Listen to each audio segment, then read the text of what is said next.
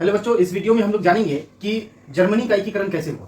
वही जर्मनी जो 300 छोटे बड़े राज्यों में बटा हुआ था, जिसे प्रसा के नाम से भी जाना जाता है। तो देखिए, एकीकरण से पहले जर्मनी को प्रसा ही कहा जाता था।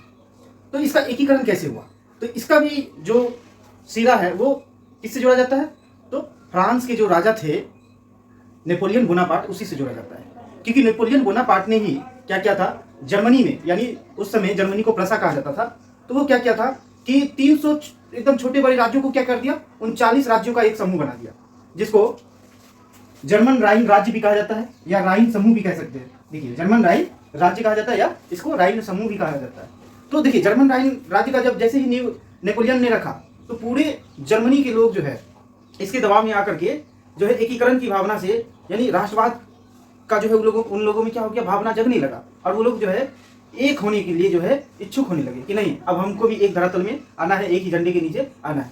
तो ऐसा आप कह सकते हैं कि जर्मनी का एकीकरण का नींव कौन रखा था, तो फ्रांस के जो राजा थे नेपोलियन बोनापार्ट, उन्हीं ने रखा था। ठीक है, तो देखिए नींव तो वो रखा था, लेकिन ये भावना कहाँ से आया, तो 18वीं शताब्दी में पूरे यूरोप में एक भावना जो है बहुत तेजी से बढ़ रही थी। और वो कौन सी भावना थी, तो राष्ट्रवाद की भावना। यानी 18वीं शताब्दी में पूरे यूरोप में कौन सा भावना का उदय हो रहा था, तो राष्ट्रवाद की भावना का उदय हो रहा था। ये बहुत तेजी से बढ़ रही थी, जिसके चलते वहां जो है होने वाली क्रांति, यानी आगे जो होने वाली क्रांति है उसको शक्ति मिली। जैसे फ्रांस की क्रांति, जुलाई की क्रांति, ये सब जो क्रांति हुआ उसमें क्या हुआ, राष्ट्रवाद की भावना है उसका सबसे ज्यादा असर पड़ा। तो देखिए, जर्मनी के एकीकरण का श्रेय नेपोलियन को ही दिया जाता है। फ्रांसीसी क्रांति से पहले जर्मनी यानी प्रसा लगभग 300 छोटे बड़े राज्यों में बटा हुआ था, लेकिन नेपोलियन ने इसे क्या कर दिया, 39 राज्यों का एक संघ बना दिया, एक समूह बना दिया। ठीक है, जिसे जर्मन राइन राज्य भी कहा जाता है। इसी संघ ने, यही जर्मन राइन राज्य ने क्या किया, जर्मनी में एकीकरण की भावना को जन्म दिया।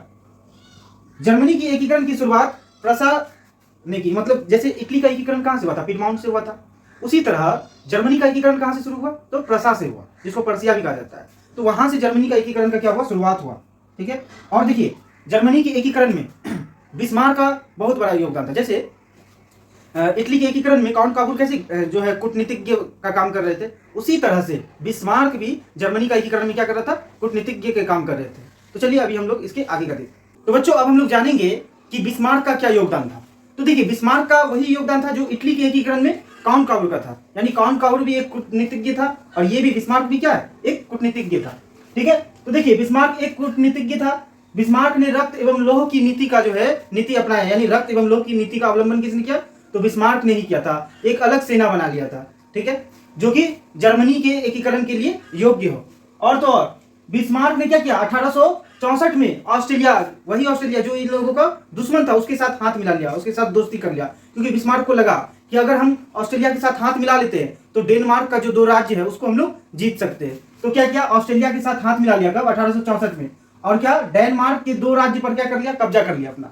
अब देखिए, दोस्ती किस लिए किया, डेनमार्क के 2 राज्य को हड़पने के लिए। फिर क्या किया, ऑस्ट्रेलिया के साथ, क्योंकि दुश्मनी था, ऑस्ट्रेलिया क्या कर रहा था, किसी को भी एक होने नहीं दे रहा था, इटली को भी एक होने नहीं दे रहा था, फ्रांस में भी जो है वो शासन व्यवस्था सही से चलने नहीं दे रहा था।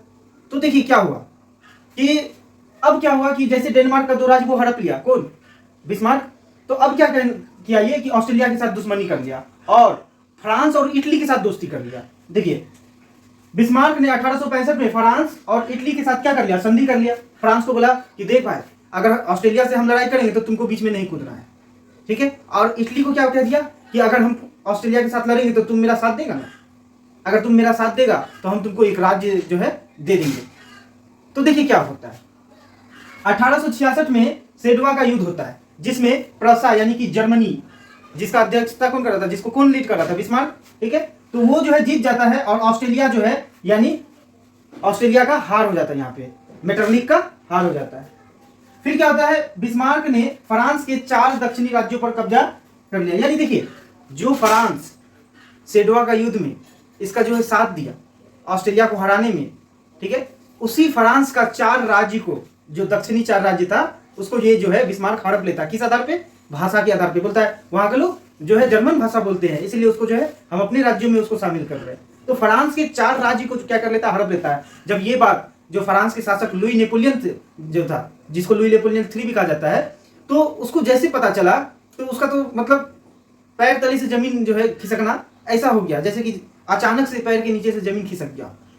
वो तो सोचा कि हम तो दोस्ती के नाते उसका मदद किए थे, सेडवा का युद्ध में जो है ऑस्ट्रेलिया को हराने में मदद किए, और ये जो है इतना बड़ा गद्दार निकला कि मेरा ही 4 राज्य को हड़प लिया। अब जो है वो गुस्सा करके जो है उसको जर्मनी के खिलाफ जो है यानी प्रसा के खिलाफ युद्ध करने का घोषणा कर देता, बोलता है कि अब हम लोग युद्ध करेंगे। तो अब जो है क्या होता है, सेडोन का युद्ध होता है। देखिए, जब बिस्मार्क जो है इसका दक्षिणी 4 राज्य को हड़प लेता है भाषा के आधार पे, तो फ्रांस क्या बोलता है, यानी लुई नेपोलियन क्या कहता है कि अब जो है हम युद्ध करेंगे। तो सेडोन का युद्ध होता है, कब होता है, 1870 में। इसमें क्या होता है कि फ्रांस का बुरी तरीके से हार हो जाता है। अब क्यों होता है, क्योंकि इटली किसका साथ देता है, इटली जर्मनी का साथ देता है, यानी बिस्मार्क का साथ देता है। क्योंकि ये जर्मनी जो है यानी बिस्मार्क जो है वो इटली को लालच दे देता है कि अगर तुम मेरा साथ दोगे फ्रांस से लड़ने में तो हम तुमको रोम दे देंगे, वही रोम जो इटली का राजधानी है अभी।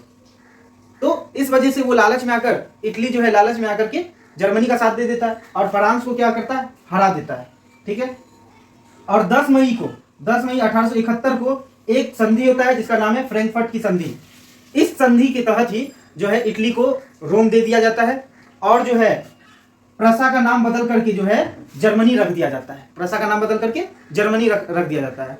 इसीलिए हम लोग जो है कह सकते हैं कि 10 मई 1871 में पूरे जर्मनी का एकीकरण हो गया। तो देखिए बच्चों, ये हम लोग चैप्टर 1 पढ़ रहे थे, यूरोप में राष्ट्रवाद। तो यूरोप में राष्ट्रवाद हम लोग पूरा कंप्लीट कर लिए हैं, जिसमें फ्रांस, इटली, जर्मनी, इन सभी राज्यों के बारे में हम लोग जाने, इन सभी देशों के बारे में जाने, कैसे इसका एकीकरण हुआ, कैसे एक हुआ, कैसे इसमें राष्ट्रवाद की भावना उत्पन्न हुआ। तो देखिए, जितना भी हम बता दिए हैं वीडियो के माध्यम से, आप लोग कोशिश कीजिए इसका नोट्स बनाने का, क्योंकि इससे बाहर कुछ नहीं आएगा, जो भी आएगा सब इसी से आएगा।